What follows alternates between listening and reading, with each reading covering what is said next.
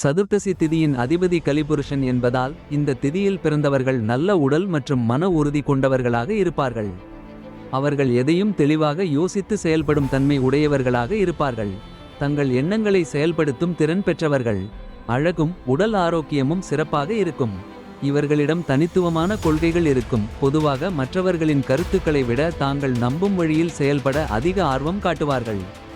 சமூகத்தில் வலுவான நிலைப்பாடு கொண்டவர்களாகவும் தங்களது சொந்த முயற்சியால் வெற்றி பெறுபவர்களாகவும் இருப்பார்கள். சதுர்த்தசி திதியில் பல் சீரமைத்தல், தேயிலை தேய்த்தல், யாத்திரை செல்லுதல் போன்ற காரியங்களை செய்ய மிகவும் சிறந்த நாளாகும். வளர்பிறை எனப்படும் சுக்கில பட்சத்தில் மட்டும் சுப காரியங்களை செய்யலாம். ஆனால் தேய்பிறையில் சுப காரியங்களை தவிர்க்க வேண்டும். அமாவாசையின் முதல் நாளில் செய்யும் எந்த முக்கியமான காரியத்திலும் எச்சரிக்கையாக இருக்க வேண்டும். கல்வியை தொடங்குதல், புதிய கலைகள் கற்றல் போன்றவற்றிற்கு இந்த திதி ஏற்றதாகும். வளர்பிறையில் நாம் நாராயணனை வணங்க வேண்டும். அதனால் வாழ்க்கையில் வளர்ச்சி மற்றும் செழிப்பு கிடைக்கும். தேய்பிறையில் சிவபெருமானை வணங்க வேண்டும். அதனால் துன்பங்கள் அகலும், மன அமைதி கிடைக்கும் என்று சொல்லப்படுகிறது. மிதுனம், கன்னி, தனுசு, மீனம் போன்ற ராசிக்காரர்கள் இந்த நாளில் கவனமாக செயல்பட வேண்டும். இந்த திதியில் பைரவரை முழு பக்தியுடன் வழிபட்டால் அனைத்து துன்பங்களும் நீங்கி வாழ்க்கையில் அமைதி நிலவும்.